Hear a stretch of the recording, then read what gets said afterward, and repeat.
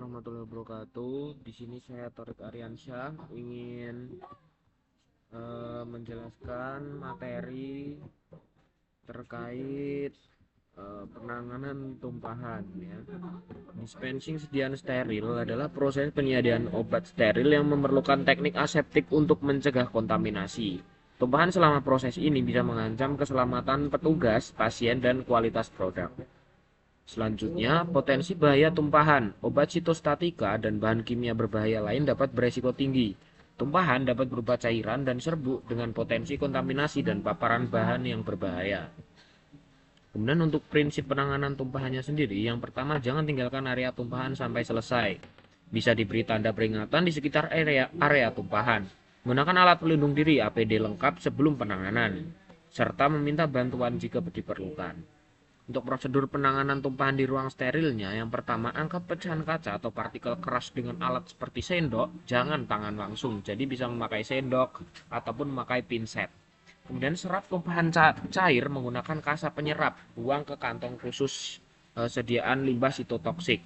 Kemudian serap tumpahan serbuk dengan handuk basah, buang ke kantong limbah khusus limbah sitotoksik. Kemudian cuci area dengan larutan deterjen, bilas dengan aquades. Ulangi pencucian sampai bersih seluruh tumpahan. Kemudian lepaskan APD dengan urutan yang benar, kantongi dan buang sesuai prosedur limbah yang berbahaya. Setelah semua kegiatannya selesai, kemudian bisa lanjut cuci tangan dengan seksama. Selanjutnya tujuan penanganan tumpahan. Yang pertama menghindari kontaminasi silang dan paparan bahan berbahaya. Yang kedua menjamin keselamatan petugas, pasien, dan lingkungan kerja. Dan yang ketiga ada memenuhi standar K3 yaitu di instalasi farmasi itu sendiri. Kemudian total parenteral nutrisi. Ini materi praktikum 12.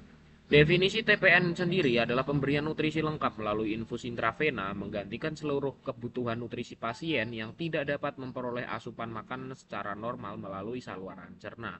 Nutrisi ini merupakan satu-satunya sumber nutrisi pasien saat diberikan TPN.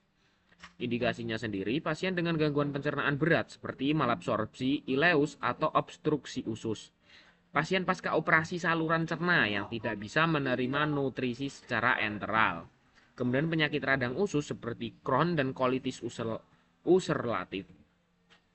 Kemudian kondisi kanker saluran cerna atau bayi dengan necrotizing enterokolitis atau kondisi lain yang mengganggu pencernaan.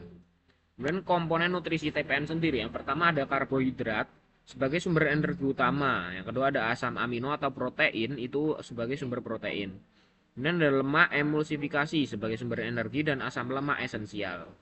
Ya, yang keempat ada vitamin, mineral, dan elektrolit untuk memenuhi kebutuhan mikronutrisi dan cairan tubuh untuk menjaga keseimbangan cairan pada tubuh. Komplikasi dan resiko, infeksi kateter vena sentral, gangguan metabolik seperti hiperglikemia, hipoglikemia, dan ketidakseimbangan elektrolit. Yang ketiga ada gangguan fungsi hati dan empedu, resiko trombosis vena, masalah pada kepadatan tulang jika pemberian jangka panjang. Kemudian materi handling sitotoksik untuk praktikum 13. Definisinya sendiri, obat sitotoksik adalah obat dengan sifat toksik yang digunakan terutama dalam terapi kanker dan penyakit lain yang memerlukan kemoterapi. Penanganan sitotoksik harus dilakukan dengan sangat hati-hati untuk melindungi petugas farmasi, pasien, dan lingkungan dari paparan bahan yang berbahaya. Resiko paparannya sendiri, resiko terpapar bisa melalui inhalasi, kontak kulit, tertelan, dan kontak dengan permukaan yang terkontaminasi. Paparan jangka panjang dapat menyebabkan efek toksik serius, termasuk resiko kanker pada yang terkena limbah itu sendiri. Dan prinsip penanganan aman dilakukan oleh tenaga farmasi yang terlatih dan berpengalaman. Penggunaan alat pelindung diri APD wajib, bisa terdiri dari sarung tangan ganda, masker, pelindung mata, dan jas laboratorium. Penanganan harus dilakukan di area terkontrol, idealnya menggunakan Biological Safety Cabinet atau biasa disebut BSC kelas 2. Kemudian sterilisasi dan prosedur aseptik harus dijalankan dengan ketat. Ini untuk prosedur penanganannya sendiri, persiapan bahan dan alat harus dilakukan sebelum memulai resuspensi atau pencampuran. Penggunaan teknik aseptik dan alat khusus untuk menghindari kontaminasi dan tumpahan. Tumpahan harus segera ditangani dengan prosedur khusus sesuai protokol. Setelah selesai, area kerja dan alat harus dibersihkan sesuai SOP. Nah, untuk pengelolaan limbah sitotoksik sendiri, limbah bahan sitotoksik dipisahkan khusus dan dibuang sesuai peraturan limbah berbahaya. PD dan alat pakai sekali pakai harus dimusnahkan secara aman.